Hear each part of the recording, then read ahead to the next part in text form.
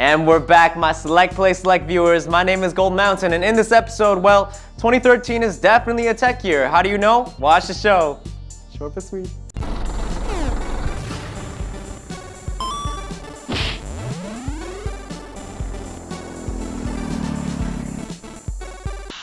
So, 2013 just started, and we know there's a lot of games to look forward to. Well, there's one more game that you need to look forward to because this year also marks the 45th anniversary of Shonen Jump magazine. So that means all these comic book characters are coming together once again in a brand new game called Project vs. J. Now, what is Project vs. J? Think Super Smash Bros. But with anime characters or manga characters, and what you'll be seeing, of course, are the famous Shonen Jump guys such as One Piece, Dragon Ball, and also Toriko. Now, if you don't know Toriko, Toriko is pretty cool. It's about this guy who looks like Kenshiro from Fist of the North Star, but except he eats everything. So instead of you're already dead, it's more like you're already in my stomach, and it's an amazing kind of manga. Anyways, you're gonna see more guys such as Naruto, Gintama, Hunter x Hunter, Dr. Slump, and Bleach. Now this is great because you'll be seeing all these guys coming together fighting Smash Brothers style, and that's really, really exciting. Now one thing I really appreciate about Shonen Jump is that games like these, I mean, they introduce you to characters you may or may not know. I mean, such as Toriko, I didn't know of him until I found out about this game, and now I'm reading his manga and I'm such a fan.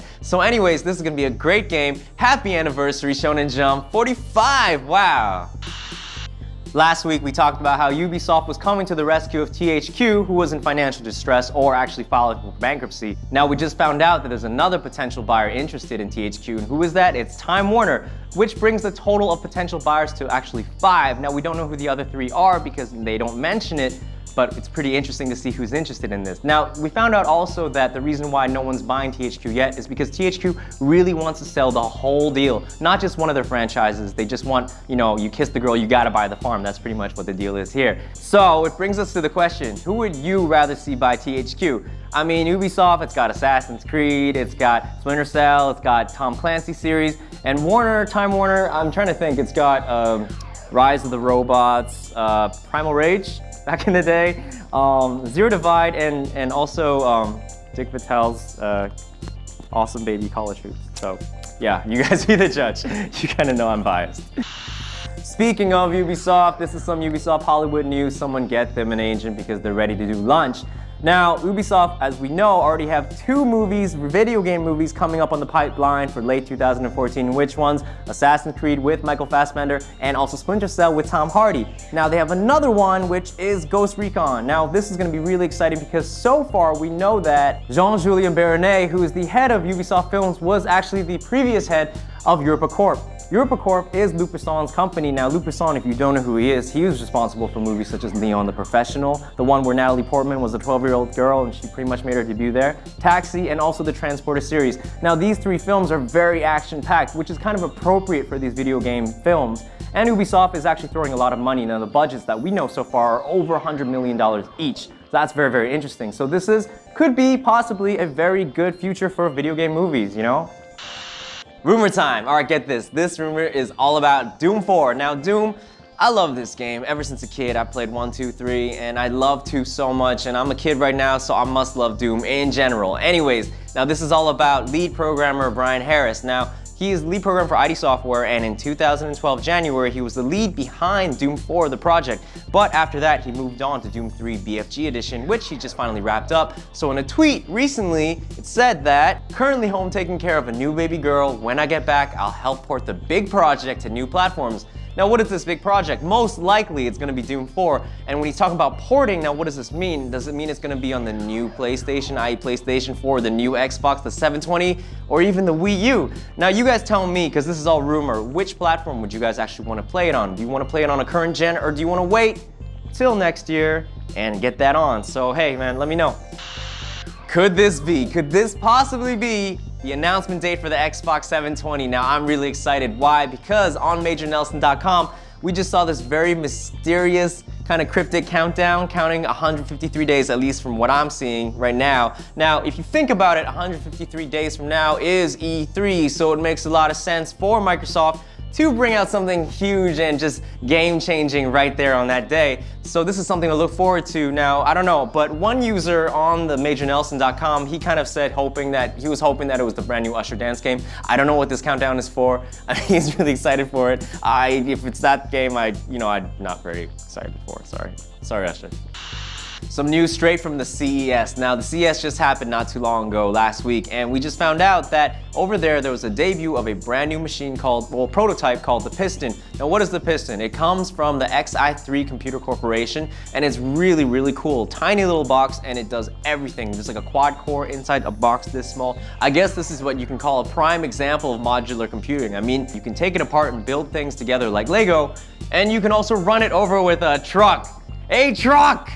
But that's not even the biggest news. We found out that Valve is actually investing in XI3, which brings us to speculate about the brand new, or at least what everybody's gonna call, a Steam box. Now, according to Valve themselves, they said that they're ready to bring in 2013 living room friendly gaming consoles or computers with Steam to your home. So, you know what? Everyone's releasing consoles right now. We got the Ouya, we got the Game Stick.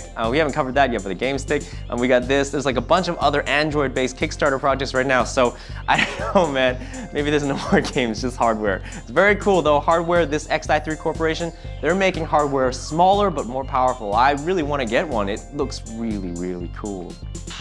Oh man, okay, this is my favorite news of the whole day. On the 3DS coming out is Fire Emblem Awakening. Now, we know this came out in April the 19th, 2012 for Japan. Finally, on February the 4th this year, it's coming out US. So this is great because anybody who knows Fire Emblem, it's probably, for me, is the first time that I kind of had to experience permadeath in a strategy game.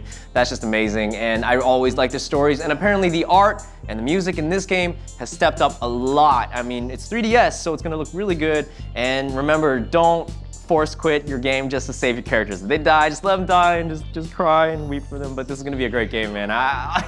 Finally. Time to announce the winner of last week's prize. Time.